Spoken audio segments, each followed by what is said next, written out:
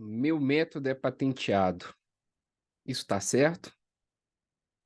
Não está, não. Sejam bem-vindos ao canal do João Salvador, essa playlist Consertando o Senso Comum. Ela nasceu exatamente da minha vontade de compartilhar as informações que adquiri nesses 17 anos como advogado, como professor de direito empresarial e direito tributário, como mentor, como empreendedor.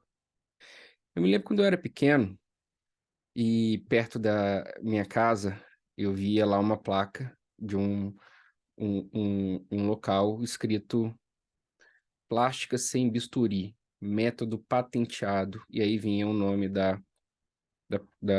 do profissional que realizava essa plástica sem bisturi. Não vamos aqui tratar do conteúdo da plástica em si, porque de fato não era uma plástica, mas enfim, não vamos tratar desse conteúdo, mas vamos tratar da publicidade que era feita. Método patenteado. Olha, tem um problema aí, tá? E esse problema que tem aí nessa frase é exatamente aquele problema que vem do senso comum. A de querer conferir uma propriedade a uma situação cuja a apresentação comercial de fato chama atenção, mas que não condiz com a realidade, ok? Para começar, vamos entender do que a gente está falando. A gente está falando de duas proteções sobre produtos industriais, não industriais no sentido de indústria, mas aqueles criados pelo homem. As proteções são patente e registro. E elas protegem, a patente protege invenção e modelo de utilidade, o registro protege marcas e desenhos industriais. Especificamente a patente, ela registra tudo aquilo que é criação do homem, que possui atividade inventiva, que possui aplicação industrial, que possui novidade e que não seja ofensiva à lei.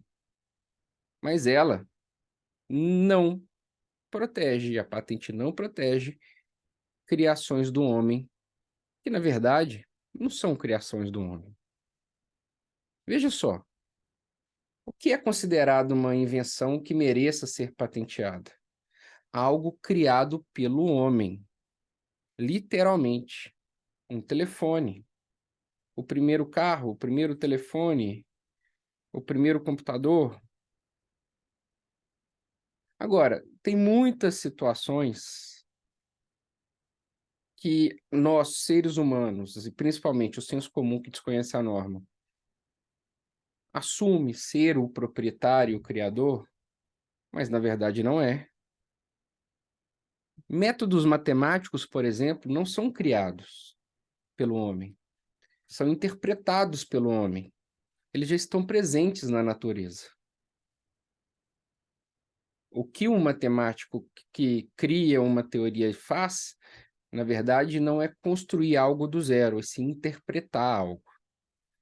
Isso também serve para métodos científicos, métodos terapêuticos, métodos de diagnóstico, métodos operatórios, que têm aplicação no corpo humano e no corpo animal. Na verdade, estes métodos não são criação do homem, são interpretações do homem daquilo que já existe na natureza. E, portanto, não são patenteados. Porque a patente, assim como o outro instrumento de proteção, registro, só podem proteger criações do homem. Por isso que não se patenteia animais vivos, e nem mortos, na verdade, não se patenteia animais. E se a gente conseguisse provar que há um animal que não tem mais um genótipo natural, que toda a construção de genótipo e fenótipo dele é resultado de atuação humana.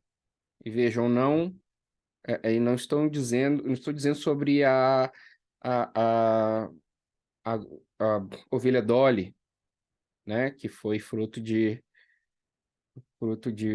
uma experiência científica muito importante na década de 90, que resultou na clonagem, né? A ovelha Dolly é uma ovelha clonada. Eu estou dizendo, na verdade, um animal criado pelo homem, literalmente pelo homem, com uma genética não traduzida, não produzida pela natureza. Aí sim, talvez a gente poderia discutir realmente se aquele animal criado pelo homem, aquela aberração, seja ela qual for, e eu não falo aqui não no sentido pejorativo, mas aquilo que não é natural, ela poderia ser patenteada. Mas não é o caso.